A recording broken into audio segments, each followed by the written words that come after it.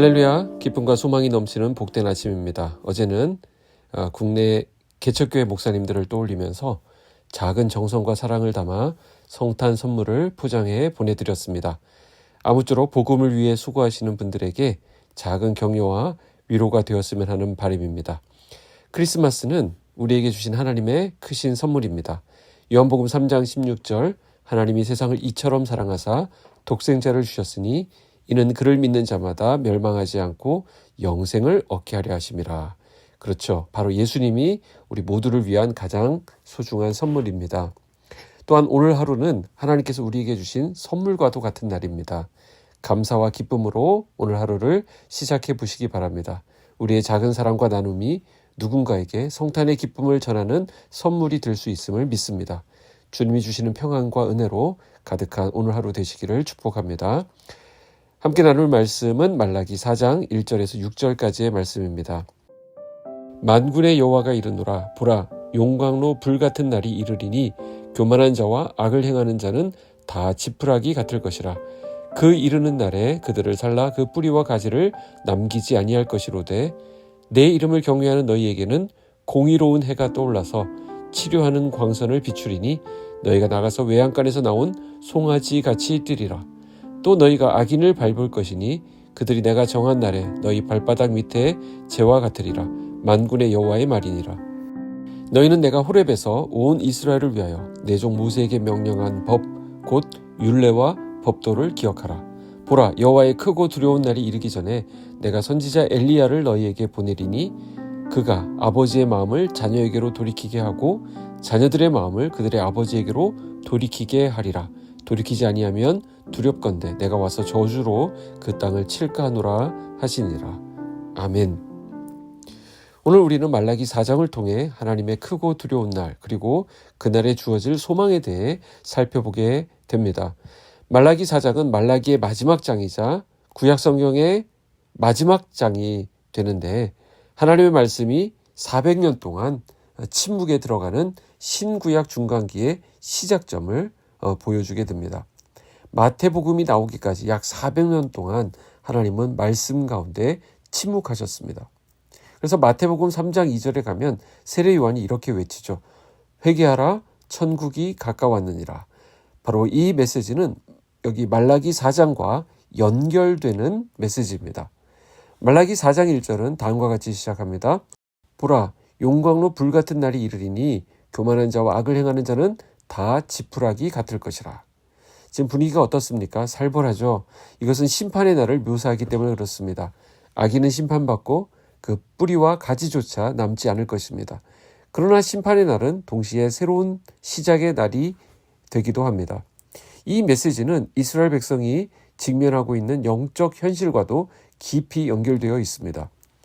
바벨론 포로 생활을 마친 후 돌아온 이스라엘 백성들은 생존의 위협 속에서 성전 재건조차 어려운 상황에 놓여 있었습니다. 그 고통스러운 현실 속에서 하나님을 향한 불신은 커져만 갔고 제사장들의 타락은 영적 무기력을 더욱 심화시키고 있었습니다. 이러한 상황 속에서 말라기는 하나님께서 반드시 그날에 모든 것을 바로잡으실 것을 선포했던 것입니다. 2절에 보실까요? 내 이름을 경외하는 너희에게는 공의로운 해가 떠올라서 치료하는 광선을 비추리니 너희가 나가서 외양간에서 나온 송아지 같이 뛰리라. 어떻습니까? 이 말씀만 들어도 너무 좋지 않습니까? 오늘 이 말씀의 은혜가 우리 모든 빛소금 성도님들에게 임하시기를 주님의 이름으로 축복합니다. 이 구절은 구원받은 자의 자유와 회복을 묘사하고 있습니다.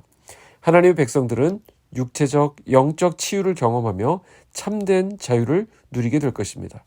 외양간에서 나온 송아지는 구원의 자유를 상징합니다. 여기서 구원은 단순히 죄에서 벗어나는 것을 넘어서서 우리 삶의 참된 자유와 회복을 의미하는 것이죠. 하나님께서 주신 구원의 기쁨은 우리를 자유케 하신다는 것입니다. 모든 억압과 눌림으로부터 놓이게 하시고 참된 기쁨을 누리도록 인도하십니다. 그리고 치료하는 광선이라고 했는데 이것은 하나님께서 주시는 전인적인 회복을 의미합니다. 육체적, 영적, 정서적 상처를 치유하시는 하나님의 능력을 신뢰하며 기도와 말씀 묵상을 통해 회복의 은혜를 구하는 것입니다.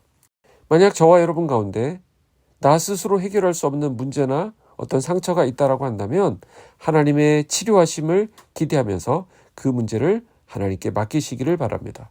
특별히 영적인 무기력을 위해 기도하시고 또한 관계에서 오는 여러 가지 상처들을 회복하시도록 간구해야 합니다. 구원받은 백성은 과거에 머물러 있는 사람들이 아니죠. 오늘의 고난 속에서도 하나님의 약속을 붙들고 앞으로 나아가는 사람들입니다. 어떻게 그것이 가능합니까? 하나님께서 우리의 과거를 치료하는 광선으로 회복시켜 주시기 때문입니다. 이 사실을 믿고 승리하시는 성도님들 되시길 바랍니다. 4절을 봅니다. 너희는 내가 호렙에서 온 이스라엘을 위하여 내 종 모세에게 명령한 법, 곧 율례와 법도를 기억하라. 하나님의 말씀은 변하지 않습니다. 하나님의 뜻 역시 흔들리지 않습니다. 보십시오. 이스라엘 백성은 자꾸 새로운 기적과 체험을 구하려고 했습니다. 그것으로 자신들의 욕심을 채우려고 했지만 말라기 선지자가 지금 하고 있는 말씀이 무엇입니까? 그게 아니라는 거예요. 이미 너희에게 주신 말씀으로도 충분하다는 것입니다. 그렇기 때문에 그 주신 말씀을 배우고 지키고 삶에 적용해야 할 것을 강조하는 것입니다. 신앙생활은 계속 새로운 우물을 파는 것이 아니라 깊은 우물을 파는 것입니다. 오늘날 우리도 하나님의 말씀을 붙들며 깊이 묵상하고 삶으로 실천해야 됩니다. 5절 6절을 봅니다. 보라, 여호와의 크고 두려운 날이 이르기 전에 내가 선지자 엘리야를 너희에게 보내리니 그가 아버지의 마음을 자녀에게로 돌이키게 하고 자녀들의 마음을 그들의 아버지에게로 돌이키게 하리라. 여기서 엘리야는 언약의 중보자로서 하나님의 심판과 은혜를 선포하는 역할을 상징하는 인물입니다. 이것은 세례 요한이 예수 그리스도의 길을 예비했던 사역과 연결되는 부분입니다. 말라기의 말씀이 오늘 우리에게 이 시간 교훈하는 메시지는 무엇이겠습니까? 우리에게 현실을 넘어 하나님의 약속을 붙들고 살아가라라는 것이죠. 성경은 이러한 사람들을 온유한 자라고 부릅니다. 하나님의 약속을 붙들고 오늘 이 시대를 살아가는 자, 그가 바로 온유한 자입니다. 치료하는 광선이 우리의 거칠고 모난 기질을 비추어 부드럽게 하실 것입니다. 그때 우리는 온유한 성품으로 변화되는 것이죠. 온유함이라는 것은 유약하거나 우유부단한 것을 말하는 것이 아닙니다. 하나님의 말씀과 약속으로 다듬어진 강인한 믿음을 뜻합니다. 성경은 이 온유한 자들이 땅을 기업으로 받을 것이다 라고 약속합니다. 이 아침 우리 모두 온유함을 묵상하기 원합니다. 예수님이 그 온유함의 결정판이셨죠? 성탄의 주인공이신 예수님의 온유함을 닮아서 그 온유함으로 오늘을 살아가는 은혜가 있기를 축복합니다. 기도하겠습니다. 하나님 아버지 감사합니다. 말씀 주시고 우리 삶의 방향을 가르쳐 주시니 감사합니다. 오늘 우리의 삶에 하나님의 의로운 해가 떠오르기를 원합니다. 하나님의 의로우심과 완전하심이 이 세상의 불의와 문제 가운데 비치게 하시고 정의로움과 진실함이 이 땅을 온전히 다스리게 하여 주시옵소서.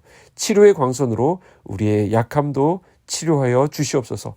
성품과 기질이 주님을 닮은 온유함으로 변화하게 하시고 모든 삶의 자리에서 주님을 드러내는 우리의 거룩한 한날 되도록 인도하여 주시옵소서. 예수님의 이름으로 기도하옵나이다.